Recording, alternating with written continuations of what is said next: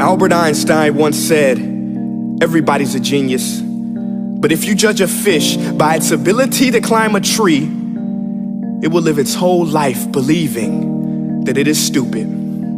Ladies and gentlemen of the jury, today on trial we have modern day schooling. Glad you could come. Not only does he make fish climb trees, but also makes them climb down and do a 10-mile run. Tell me, school, are you proud of the things you've done? Turning millions of people into robots, do you find that fun? Do you realize how many kids relate to that fish swimming upstream in class, never finding their gifts, thinking they are stupid, believing they are useless? Well, the time has come, no more excuses. I call school to the stand and accuse him of killing creativity, individuality, and being intellectually abusive.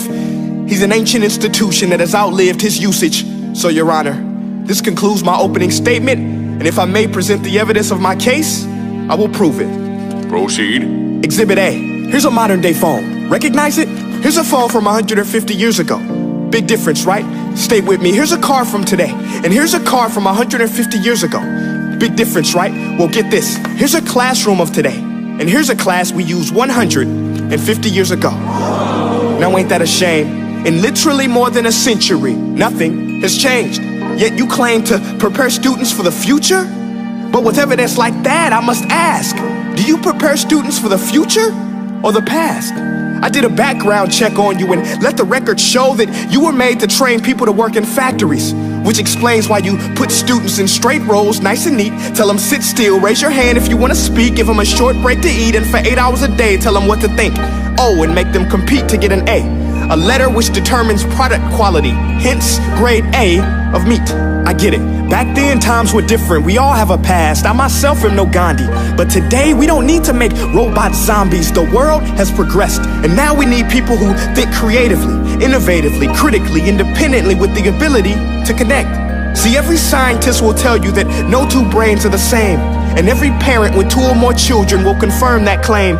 So please explain why you treat students like cookie cutter frames or snapback hats, giving them this one-size-fits-all crap. Watch your language. Sorry, Your Honor, but if a doctor prescribed the exact same medicine to all of his patients, the results will be tragic. So many people would get sick, yet when it comes to school, this is exactly what happens. This educational malpractice, where one teacher stands in front of 20 kids, each one having different strengths, different needs, different gifts, different dreams, and you teach the same thing the same way?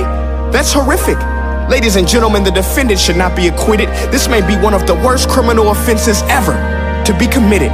And let's mention the way you treat your employees. Objection. Overruled. I want to hear this. It's a shame. I mean, teachers have the most important job on the planet, yet they're underpaid? No wonder so many students are short-changed. Let's be honest, teachers should earn just as much as doctors, because a doctor can do heart surgery and save the life of a kid, but a great teacher can reach the heart of that kid and allow him to truly live. See, teachers are heroes that often get blamed, but they're not the problem. They work in a system without many options or rights. Curriculums are created by policymakers, most of which have never taught a day in their life. Just obsessed with standardized tests. They think bubbling in a multiple choice question will determine success. That's outlandish. In fact, these tests are too crude to be used and should be abandoned, but don't take my word for it.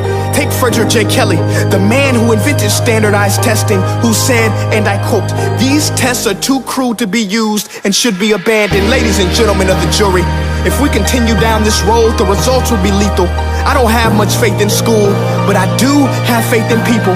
And if we can customize healthcare, cars, and Facebook pages, then it is our duty to do the same for education, to upgrade it, change it, do away with school spirit, because that's useless unless we're working to bring the spirit out of each and every student, give every gift an equal chance. I know this sounds like a dream, but countries like Finland are doing impressive things.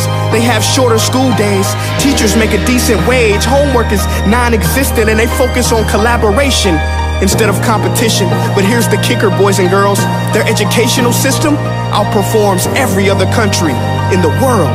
Other places like Singapore are succeeding rapidly. Schools like Montessori, programs like Khan Academy, there is no single solution. But let's get moving, because while students may be 20% of our population, they are 100% of our future. So let's attend to their dreams, and there's no telling what we can achieve. This is a world in which I believe, a world where fish are no longer forced to climb trees. I'll rest my case.